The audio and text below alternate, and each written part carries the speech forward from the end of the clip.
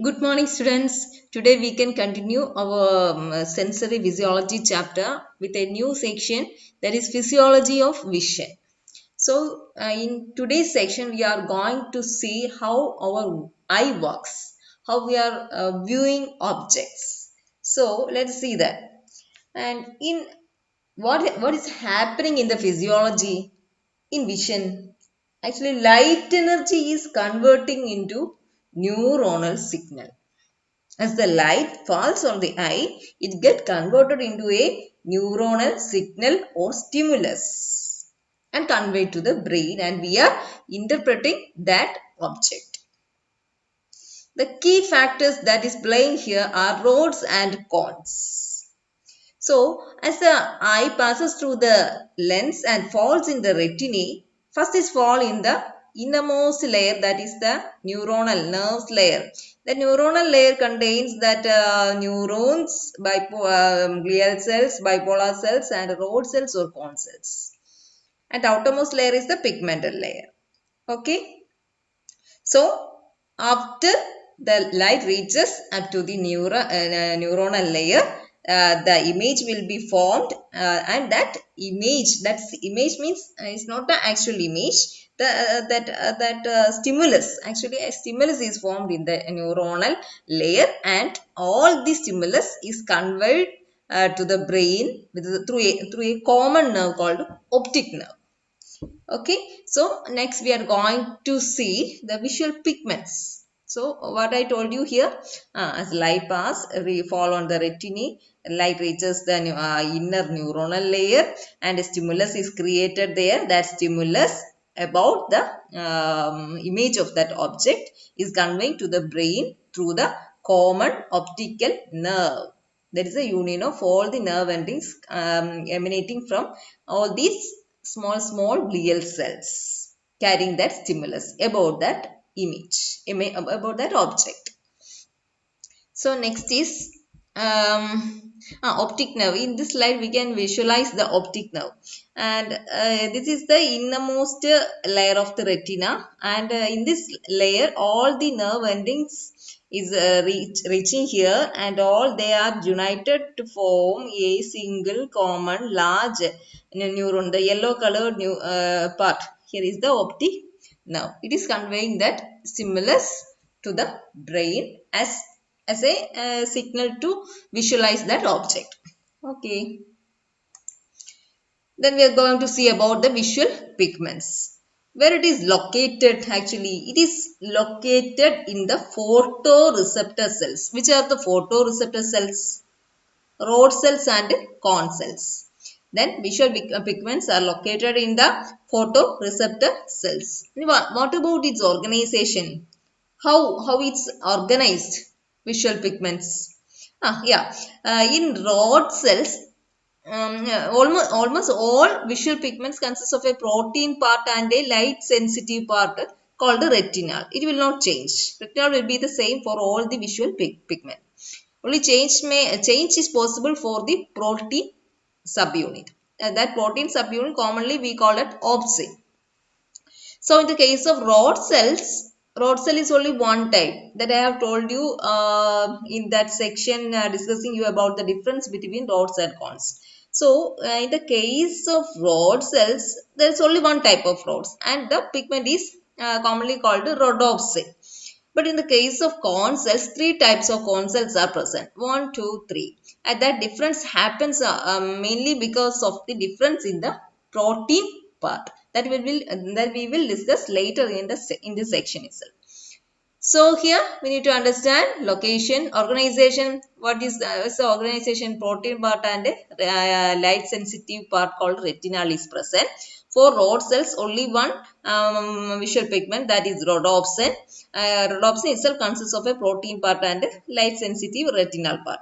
Cone cells are of three types. The difference happens mainly upon the difference in the protein part. As the protein part of each type differ from the other, cone cells exist in three different forms. So next slide. we are going to understand photopigment cycles. Very important. It will be asked for your examination. Photopigment cycle, we already learned a bit in the nutritional physiology chapter, vitamin A deficiency. Okay, let's start that. Regarding the rod cell. Rod cell, the visual pigment's name is rhodopsin. It's a purple pigment.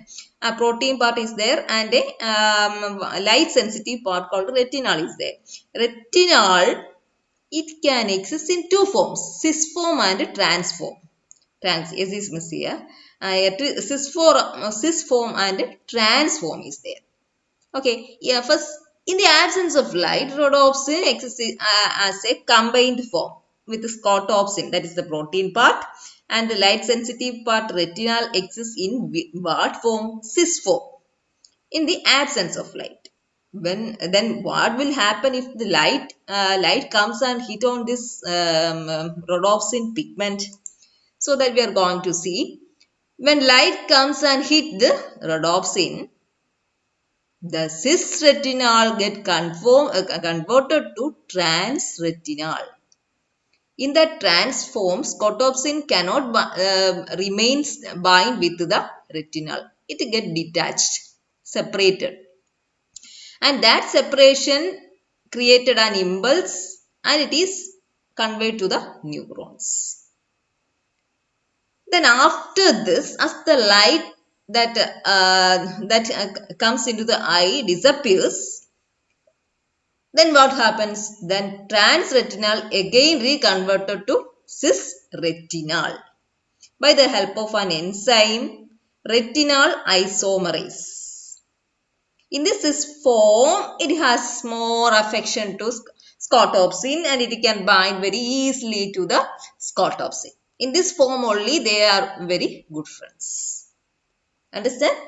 Okay, that is the photopigment cycle. This cycle continues. Again, whenever another ray of light came, again this dissociation happens. And when that light ray disappears, again it converts back to cisretinal form and then the union again happens. That's a photopigment cycle.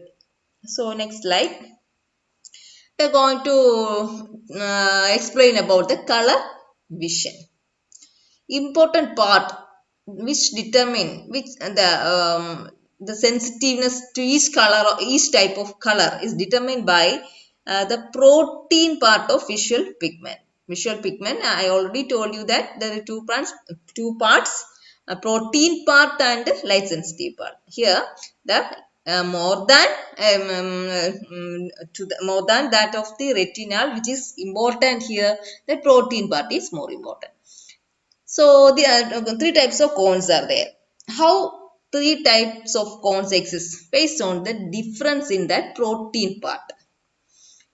If that protein part of erythrolabile pigment, then that cone cell is responsible to see red color. If that protein part is formed of a chlorolabile pigment, then that rod cell is responsible to see green color. If that protein part is is of which pigment? Cyanolabile pigment, then that cone cell is responsible to recognize blue color. So, whenever source of light comes and hits on this cone cell, corresponding cones get excited. If red color arrives in the eye, which cone cell? Erythrolabile pigment containing cone cell will excited and send the signal to the brain, and the brain recognizes that that object is of red color. In that way, our brain or ourself itself sensing the colors.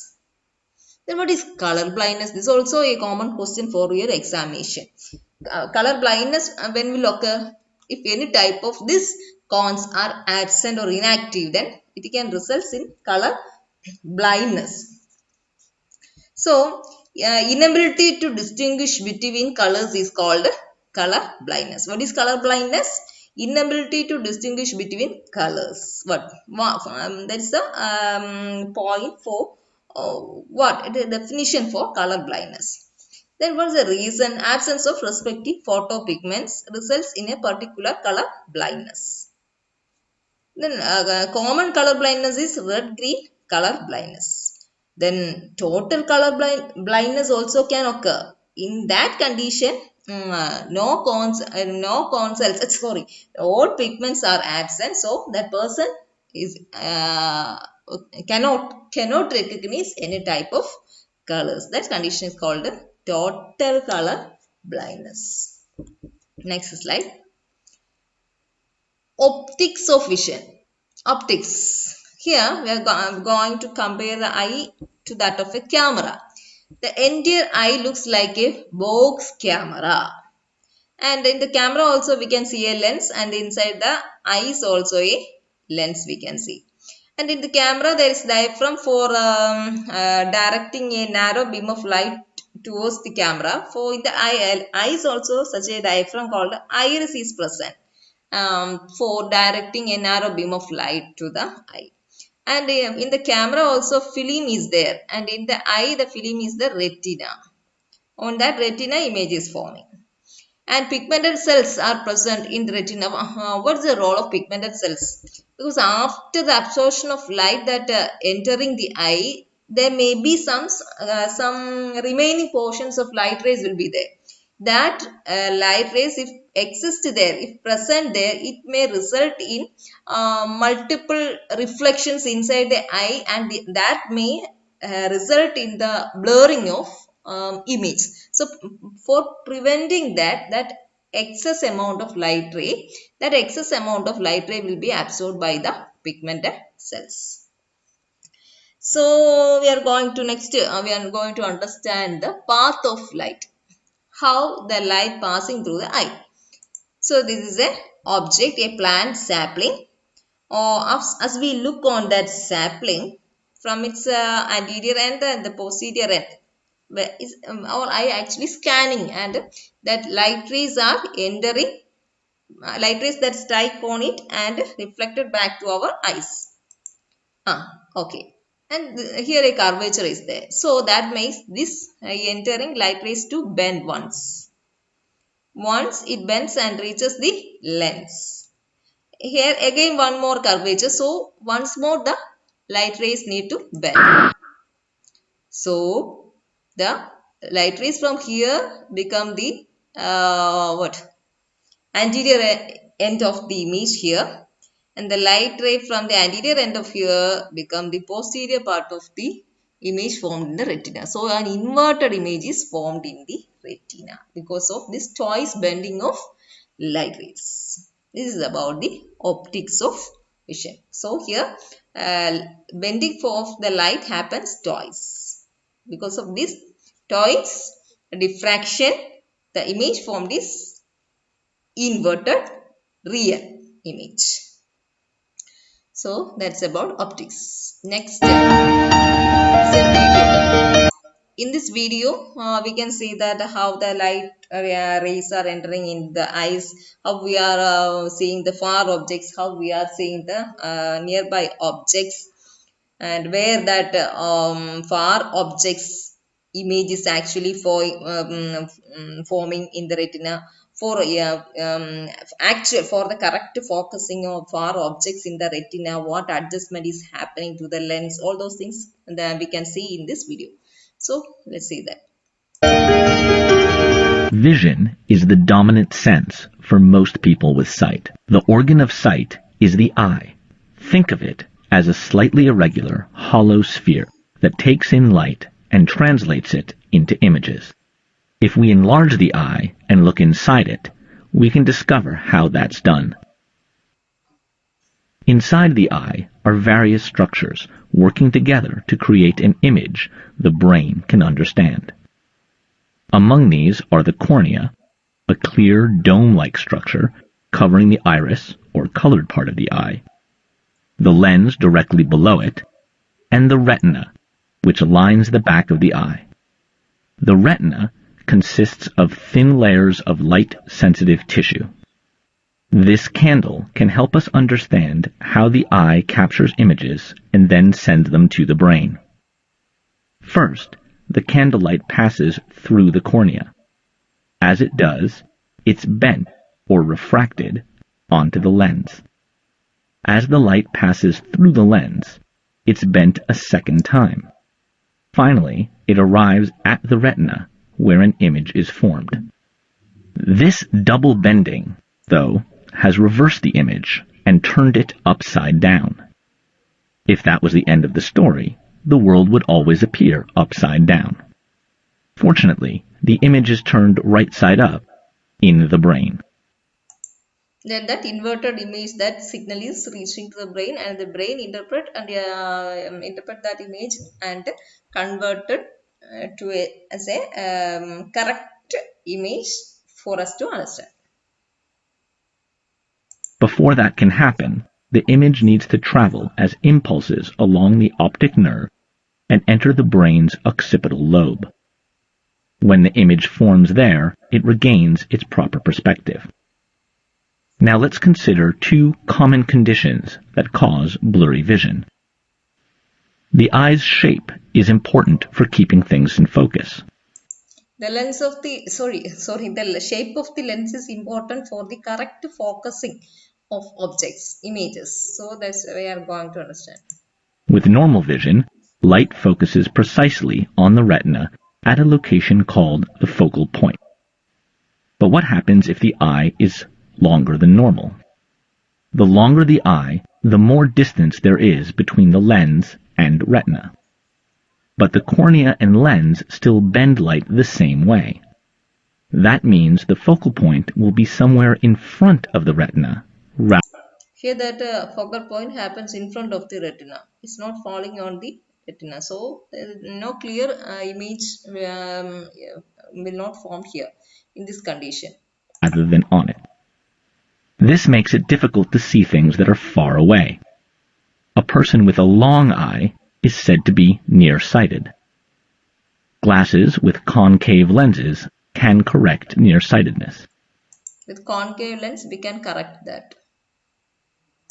The lens widens the plane of light coming through the cornea.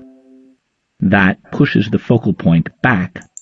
Here that path of light become widens because of the presence of this concave lens Onto the retina. Farsightedness is just the opposite. The eye's length is too short. When that happens, the focal point is behind the retina, so it's difficult to see things that are up close. Glasses with convex lenses narrow the plane of light. Narrowing the light passing through the cornea moves the focal point back onto the retina and can correct farsightedness. Okay, that's about that, how we are seeing. All those things we have understand from this video. Next, binocular vision. What is binocular vision? That also as many times asked as one more question for the examination. So binocular vision means both the eyes are looking forward the same direction. So the images formed by the both eyes become overlap, and that overlapped image then converted to a single image. That type of vision is called binocular vision. Both eyes are directing forward, a visual fields overlap, that overlapped image converting into single image. Then again we are going to see another video about the accommodation, how we are accommodating. Power of accommodation.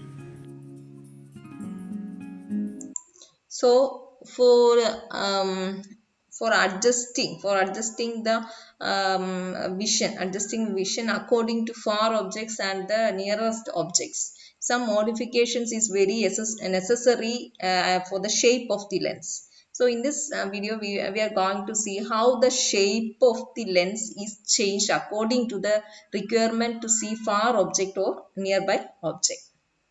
The human eye is able to see objects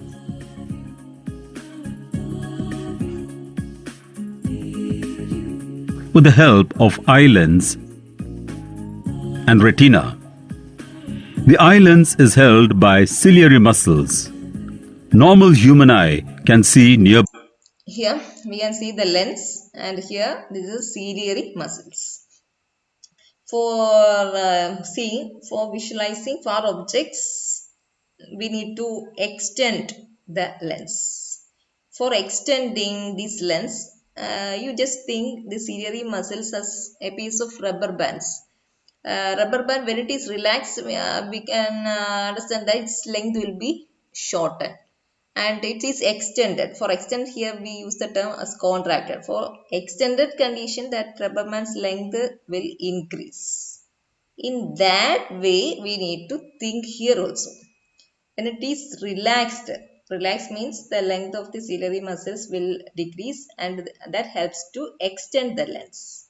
When it is contract, here we need to understand as extended, contracted, then that may result in the reduction in the shape of the size of the lens or increase the thickness of the lens to make eye adjustable to see nearer objects. So we can understand that here. By and far objects clearly. Power of accommodation. The ability of the eye lens to increase or decrease its focal length to some extent by ciliary muscles is called power of accommodation. Working of eye lens. The eye lens is made of a fibrous jelly-like material and hence it is flexible. To see far-off objects clearly, the ciliary muscles relax to decrease curvature of the lens and it becomes thin and its focal length increases. Thus, image of far-off objects is made on retina and the eye is able to see distant objects. To see nearby objects, the ciliary muscles contract to increase curvature of the lens and it becomes thick. Thus, focal length of the eye decreases and it is able to see nearby objects distinctly like reading. But here, for seeing these nearby objects, there is a limit for this construction of ciliary muscles, or there is a limit for increasing the thickness of lens. Beyond a certain limit, we couldn't see anything. So that's why if we are keeping the any objects or text in front of eyes very close to our eyes, we are unable to see whatever inside that. That's actually, so there is a limit. There is a certain distant limit.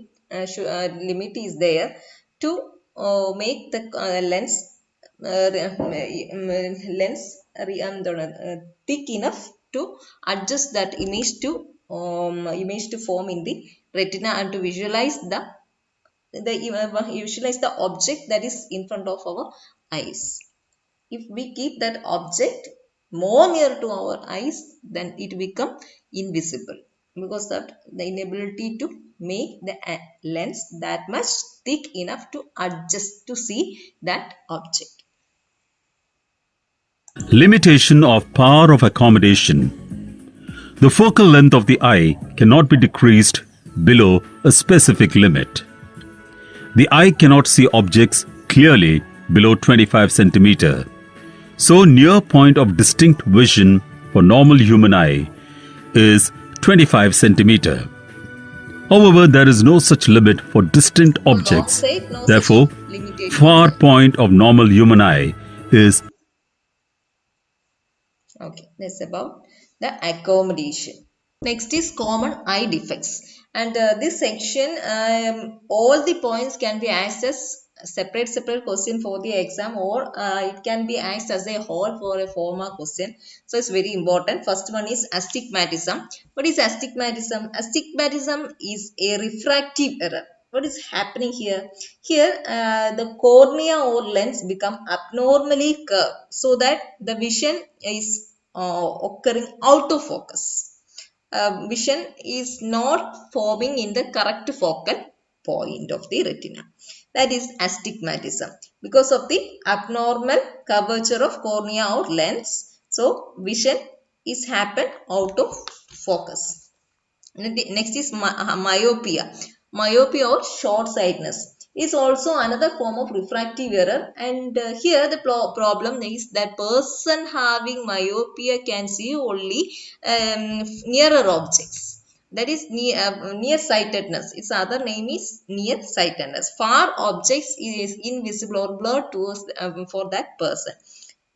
So what is happening here? The image of the image of the farthest object is actually forming in front of the retina in the case of myopia. What's happening here?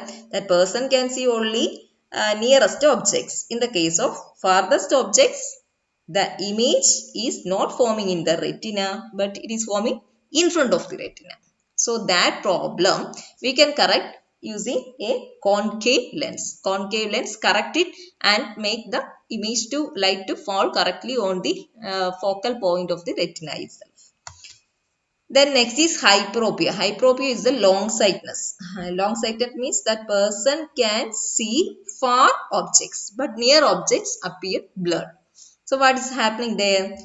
In long-sightedness, far objects is very clear. Near objects image is forming behind the retina.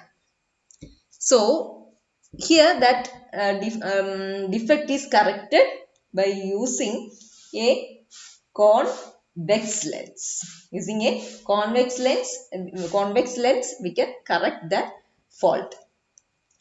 And next is presbyopia. Presbyopia is also what is presbyopia? It is due to the denaturation of lens proteins. A lens consists of so many proteins, and when the proteins in the lens denaturate, it may result presbyopia. And as the proteins in the lens denaturate, lens loses its elasticity for accommodation. So that person cannot see, cannot adjust the focal point to point according to vision in far and nearest objects.